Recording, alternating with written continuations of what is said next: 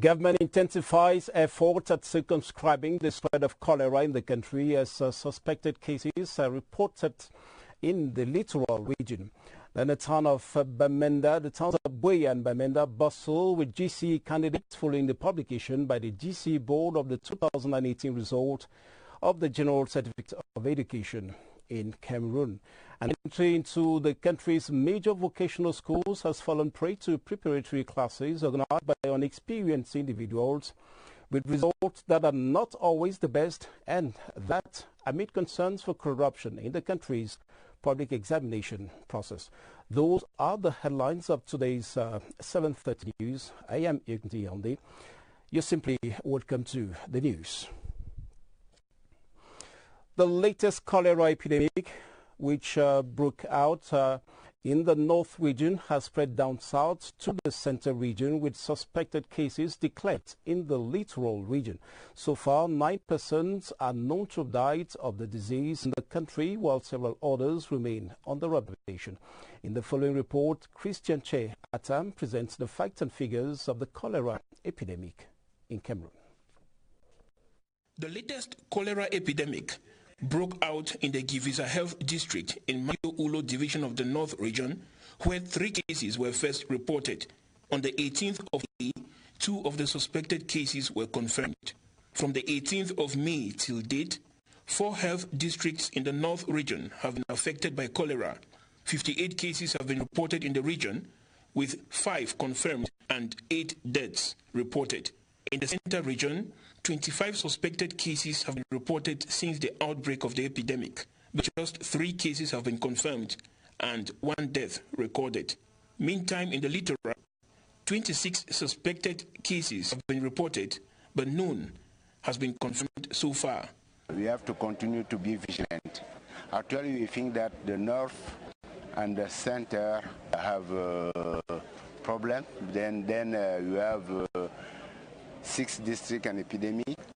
The littoral is a region at risk. It's the same at far north. But all districts of Cameroon, all regions have to be vigilant. It's important for population to know how you can avoid cholera, how you can take care, because it's important to reduce the number of deaths.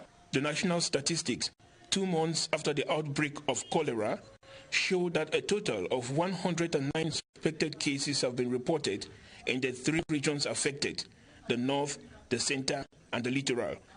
Only 6 cases have been confirmed, and 9 deaths have been recorded. The statistics also indicate that females are 2 times more affected than males, while the death rate stands at 13.5% at the moment. For a clear appraisal of the situation, the Minister of Public Health has today visited some health structures in Yaoundé to verify the mechanisms put in place to receive and manage cases of cholera in the nation's capital. Andre Mamafouda made the rounds of cholera units at the Jamou Hospital, the Modern Child Healthcare Center, the Yaoundé Central Hospital, and the BMSC District Hospital. While voicing satisfaction on the disposition put in place in the various health structures, he enjoined health workers to remain alert and professional in the handling of all cases of suspected cases of cholera. Then Minister Andre Mamafouda has also invited the public to remain vigilant and to promptly report all cases of vomiting and diarrhea to the closest health center for immediate follow-up. In the related developments, the new board chair of the Yaoundé Gynaeco-Obstetric and Pediatric Hospital has been installed, installing Dr. Louis-Philippe Titol Meke. Minister Andre Mamafouda enjoined the new board chair to improve on the working conditions of the staff and the healthcare services provided by that hospital. Details with Alice Mbe. Dr. Sitsol Meke Louis Philippe came with a lot of experiences in the health field, having been a technical advisor, director of family and mental health, provincial delegate of public health, and active trainer of health personnel. A graduate of the 1977 batch of QS Yaoundé, he is also a specialist in epidemiology. Installing the new board chair, the Minister of Public Health extolled his vast experiences in the medical field, as well as contributed to the AD-Lucem Medical Foundation, CAMNA4, and the World Health Organization. The minister then charged him with overviewing the proper management of the Gyneco-Obstetric and Pediatric Hospital in his capacity as board chair. Dr. Sipstol Meke Louis Philippe is ready for the task. I am a trained medical doctor and I am ready for the task. I am not a stranger in the medical environment. I will collaborate with the staff for a better output. He replaces the former board chair, Charles Saleh, who has moved on to the senior duties.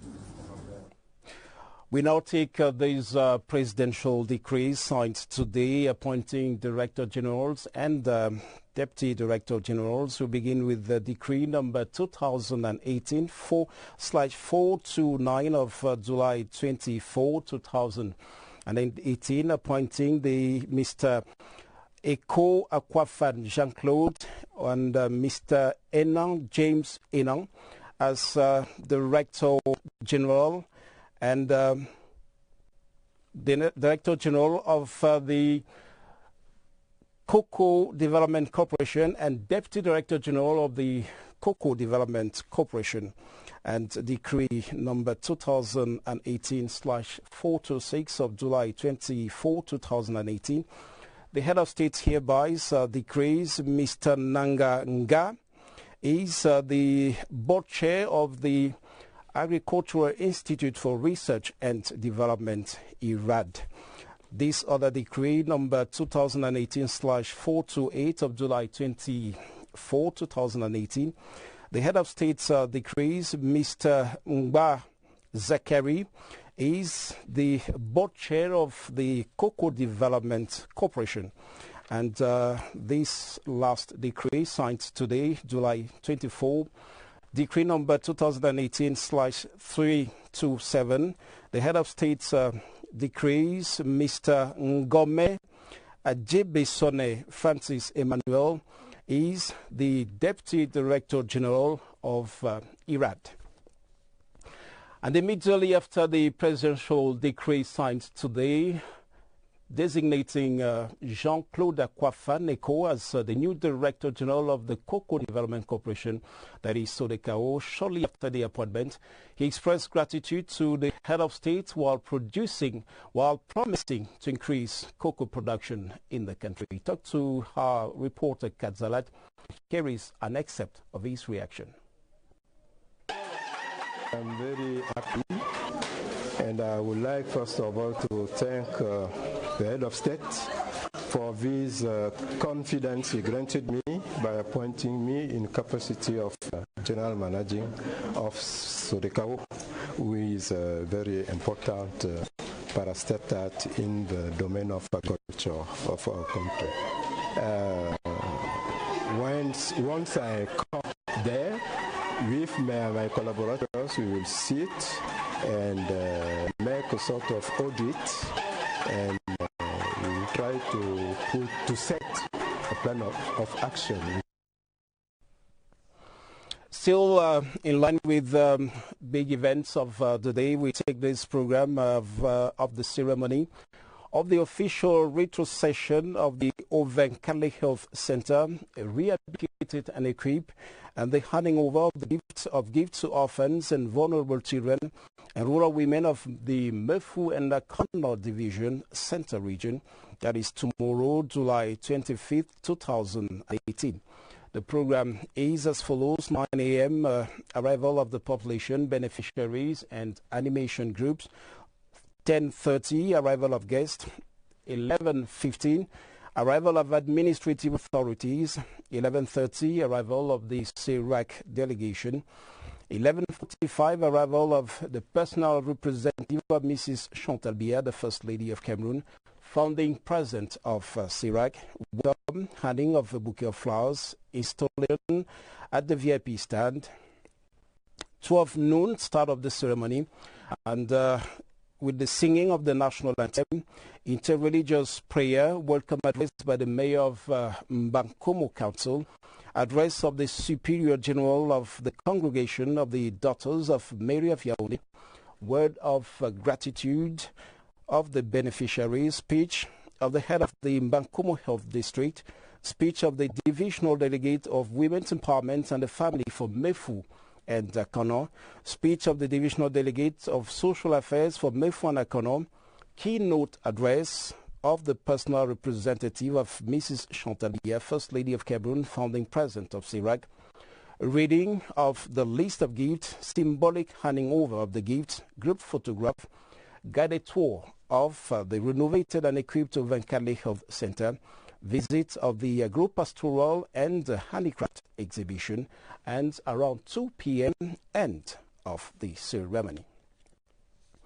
And this press release signed by the Minister Delegate at the Presidency in charge of Defense, who announces that on Monday morning, July 23rd, 2018 in Bamenda, headquarters of the Northwest region, there was a registered case of violation of public morals by private first-class soldier deployed within security operations to protect the population, desiring to carry out the activities normally against ghost town declarations by activists. Private Mbita Atu violated a lady by name Violet Ndikau, whom he maliciously called aside for questioning under the pretext of routine checks of national identity cards. The offending soldier was immediately arrested by the gendarmerie. He was referred to the office of the Bamenda Military Court prosecutor today, Tuesday, July 24, 2018, to answer his awful deed. Thereafter, disciplinary sanctions will be meted out on him. The Minister Delegate at the Presidency in charge of defense proudly, profoundly deplores these acts perpetrated by a wayward soldier and reassures the public that the image and professionalism of our defense and security forces will not be tarnished, neither regarding internal nor external operations. Lastly, he said, act just like any other act of indiscipline will be heavily sanctioned by the High Command in accordance with military law to consolidate the precious and solid army-nation relation in the 10 regions of the country. It is signed Betty Asomo Joseph, Minister Delegate at the Presidency in charge of Defense. And on to diplomacy, the Chinese ambassador to Cameroon, His Excellency Wang Yanwu, says his country will continue to assist Cameroon in the attainment of his emergence vision. That was at an audience granted him today by House Speaker Honorable Kavayege Dibril. Both men discussed China's offer to construct a new edifice for Cameroon's National Assembly in the coming days. Esther Kima-Tabot reports. Strengthening relations between Cameroon and China, which has been based on mutual respect and understanding for close to half a century, was on the spotlight as the new Chinese ambassador to Cameroon came calling on the House speakers. His Excellency Wang Yingwu, on his maiden exchange with Honorable Kavayege Jibril, praised the strong ties between the Chinese People's Congress and Cameroon's National Assembly. A collaboration depicted with the imminent construction of a 16 billion CFA francs building for the National Assembly of Cameroon. We are committed to intensify relations between our two countries, especially through our parliaments.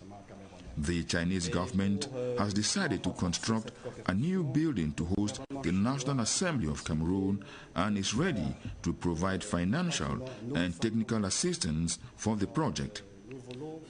We want to begin the construction work as soon as possible. After discussions with our partners of Cameroon, we now await the confirmation of the site where the edifice will be put up. Beyond extending parliamentary relations, China will, amongst others, pursue actions in the promotion of quality health, infrastructural development in the energy sector, and the improvement of the transport network in Cameroon. Britain is ready to assist Cameroon accomplish the decentralization process and bilingualism and multiculturalism. The British High Commissioner to Cameroon was speaking in Yaoundé today after separate audiences with the Decentralization Minister, George Elanga-Obam, and the chairman of the Bilingualism Promotion Agency, Peter Mafani Musonge. Chief International Correspondent Charles Sibune tells us more.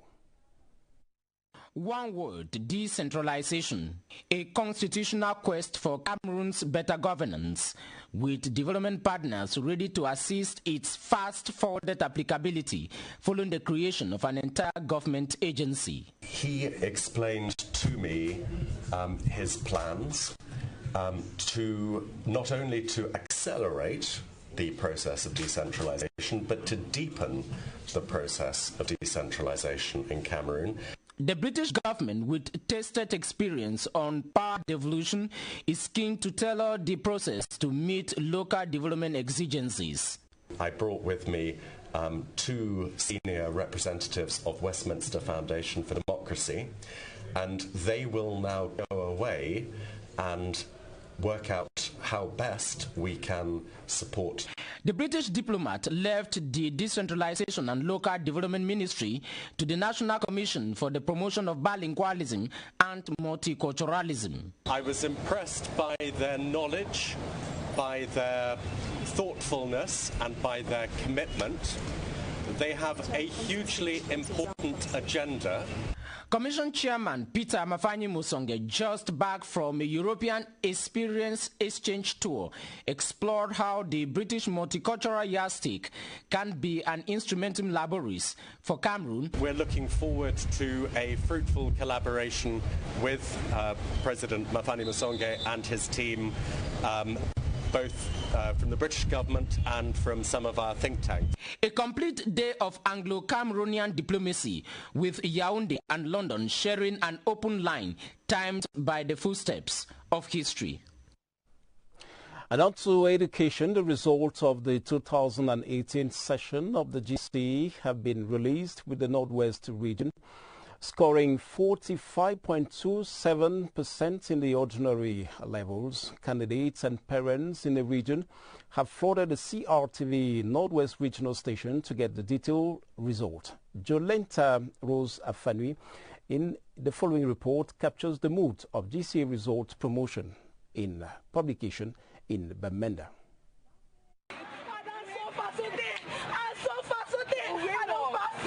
This is the atmosphere at CRTV Northwest as students and parents anxiously search for their results.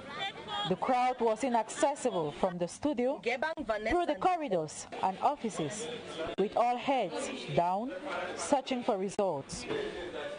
It was complete euphoria for some candidates who recorded a pass, shouting and making phone calls at the top of their voices. I wrote the advanced level exams. I had that tension as I heard yesterday that the results were out. I did not sleep the whole night, so I came today and I know I will see it here. And after I saw it, I was really very happy. For some parents who rushed in to check on their children's results, it was a moment of jubilation. Last night I did not sleep.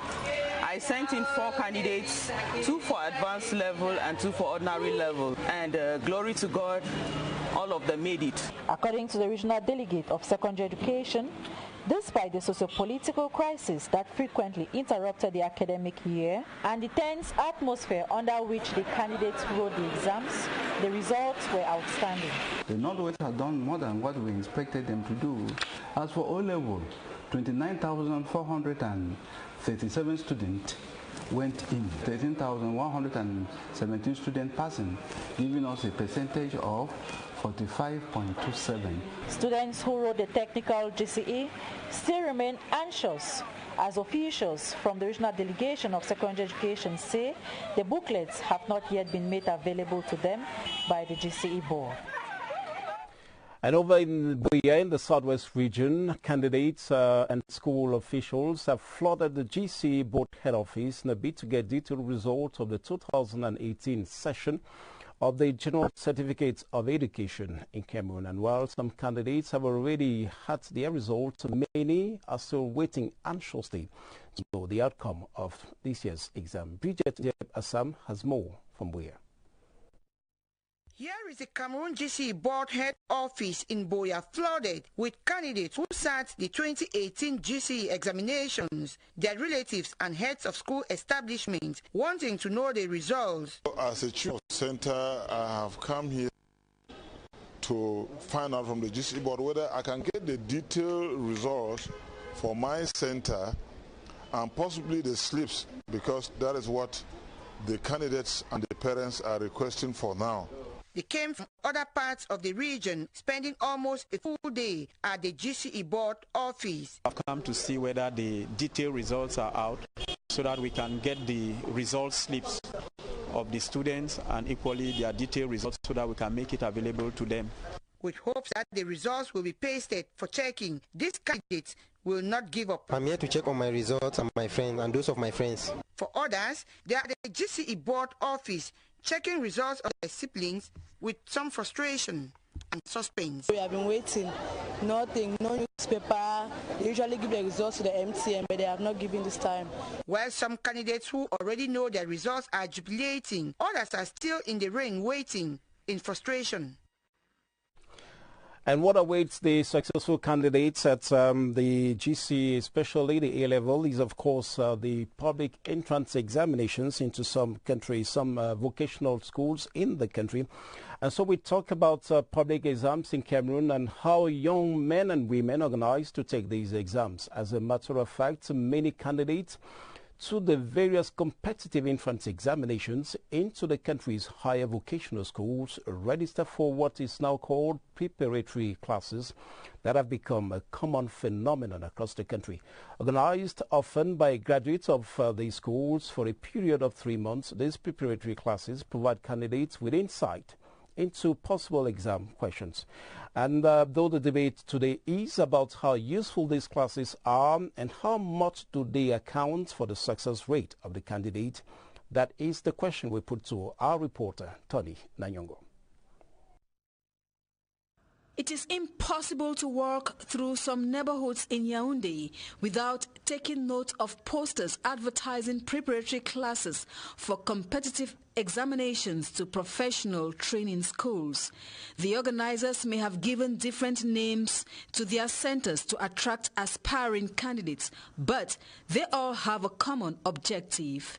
There are some strategies in the exams that maybe they were not taught in their various schools, especially Anglophones who go to a particular methodology. When they come here, we try to translate that system and then put them in the system that is required by the exams. Those who are going for ENS, then there are some who are going in for Faculty of the Biomedical Sciences stuff under the University of Yaoundé 1.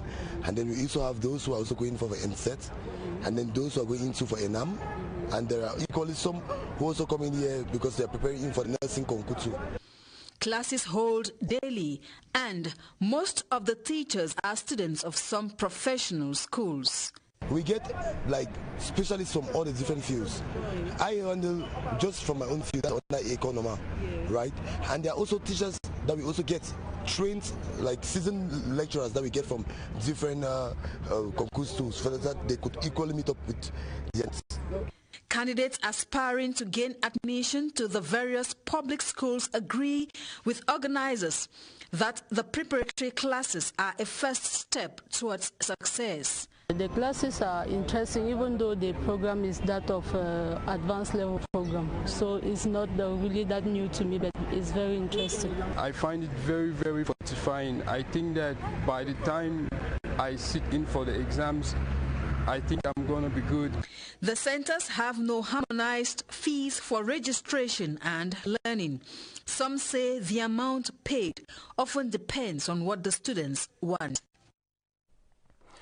The Minister of Public Service and Administrative Reforms, Joseph Lee, has warned candidates of entrance examinations into state-owned vocational schools to avoid all dealings with self-proclaimed middlemen who claim to be able to negotiate admission for candidates.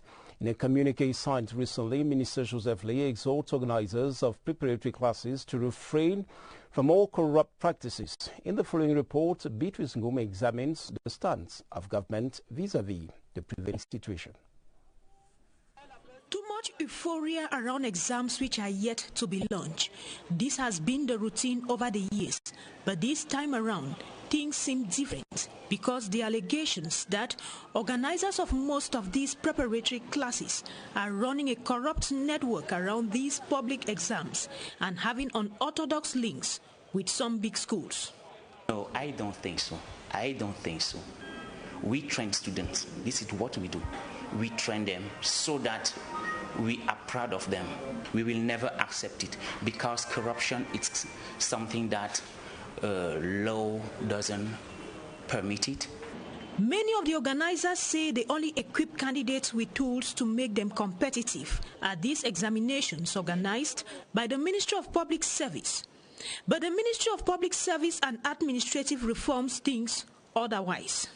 Lorsqu'on va préparer un concours, il faut travailler intensément. Et ça, nous l'encourageons. Mais il se trouve que certains veuillent aller au-delà de ce qu'il faut faire. Il nous est donc revenu plusieurs fois que certains de ces groupes, si vous venez vous inscrire ou inscrire votre enfant dans notre groupe de préparation, nous allons l'aider à être admis au concours qu'il prépare. Voilà ce contre quoi je m'insurge. The stance of the ministry is clear. Article 161 of the Penal Code and the sanctions that go with it will be meted on promoters caught in the act of corruption. And of course, it has been 3 months since the National Anti-Corruption Commission has launched a toll-free number 1517 to denounce acts of corruption across the country. A recent evaluation indicates that at least 100 calls are received daily and have been very instrumental in tracking cases of corruption. In our investigative report tonight, Ebenezer Akanga delves into the functioning of the hotline and its impact on the fight against corruption. Hello? Can I know who's calling? It is in this office on the second floor of the conference center in Yaoundé that the hotline of the National Anti-Corruption Commission, CONAC, is found. There are 2 fixed phones and 2 handsets in the office, making it possible for 4 calls to be received at the same time. And you have calls coming in from all over the country. We receive those calls and then we attend to whatever worries they present. But then these calls come in generally to denounce corruption. We've had many people who call. At least 100 calls are received daily to denounce acts of corruption. The denunciations are of various categories. When we receive these denunciations, we try to find out where it's taking place and how it's taking place. If you decide to be anonymous, then you have to give us all the information that can permit a team that goes down to the field to investigate without any problem. 3 months after the launching of the call-free number 1517, it is fast getting into the habits of Cameroonians. We have actually used the hotline. It's very, very accessible and it's not expensive at all. You don't even spend anything at all. I've used the line and it is a very effective line. It's free, so you can call no matter where you find yourself in national territory. You can call and expose all acts of corruption. The hotline has added impetus to the fight against corruption as it has enabled the National Anti-Corruption Commission to make several interventions. It is the main structure, the main weapon that Cameroonians can use so as to fight really against corruption. Because at the beginning it was not easy for them to denounce. So they have now an instrument which is free. While the National Anti-Corruption Commission encourages the public to use the hotline to denounce acts of corruption, it cautions against irrelevant calls and fictitious denunciations. Officials of UNESCO and the Cameroon Radio Television, CRTV, have discussed partnership avenues. That was during an audience granted by Granted to the resident representative of UNESCO, Salah Khaled, today by the Director General of CRTV, Charles Ndongo. Both men also discussed the production of radio and TV sports as well as programs to sensitize youth on some social media ills such as fake news. Details with Sally. It is one of those courtesy calls paid by the resident representative of UNESCO to the Director General of the CRTV. The partnership between UNESCO and the Cameroon Radio Television to minimize fake news on social media will be enhanced through the media literacy program. The media and information literacy is it's like an advocacy program among the youth. It's capacity building. The youth, the teachers in school, the possibility of critically analyzing any source of news, check the authenticity of that. Charles Ndongo and Salah Khalid have also discussed strategies which will allow Cameroonian youth to discover the rich cultural heritage of their country through the production of radio and television sports. To give a sense of pride to the youth and to the children, and to give them the knowledge about the rich heritage of this country. UNESCO has the experience. Other fields of cooperation include the training of community radio and TV animators at the CRTV Institute for Training and the Preservation of Audiovisual Heritage. In sport, Cameroon has been reintegrated into the top 12 African football nations to provide 2 clubs to the African Champions League and 2 others to the CAF Confederations Cup. The decision was made public last weekend by the Confederation of African Football while publishing the list of the top 12 African countries to have 4 teams each during the different competitions organized by CAF for the 2018 transitional period. Bodwin Summer tells us more. By readmitting Cameroon into the top 12 African football nations to provide each 2 clubs at both the CAF Champions League and CAF Confederations Cup, the Confederation of African Football has simply recognized the steady progress Cameroon's football championship is witnessing and the quality of football and footballers produced. Hitherto having 2 teams at the CAF Champions League and 1 at the CAF Confederations Cup, CAF's recent decision serves as a moral booster for our clubs. In 2013, Coton Sport reached the semi-final of the CAF Champions League, so it gave it 4 points, so that's 4 times 1. In 2014, Coton Sport reached the semi-finals of the CAF Confederations Cup, that gave it 2 points, so that's 2 times 3. And then in 2017, we were out during the group stage, so that's 1 times 5, so it gives 15 points. So in the classification, we are 11th. Cameroon's Professional Football League will therefore have to work extra hard to avoid moving out of the top 12, given the advantages the country would benefit from. It is now incumbent on those who qualify, that is the next Cup of Cameroon champion, and Coton Sport, who's qualified already, and either Bambutos of Mbuda or UMS of Loom, for them to try as much as possible to get into the group stages. With just 2 days left to the end of the Elite 1 Championship, all the clubs will battle it out to be part of this new dispensation. It is 4 minutes after 8 p.m. Yaoundé, and with that report by Bodwin Sama, we'll come to the end of the 7:30 news. Thanks very much for watching. But don't go away. The night newscast comes up at 8:30 with Adele Mbala. As for myself and the entire 7:30 crew, we shall be back tomorrow, 7:30. And all to them, good night.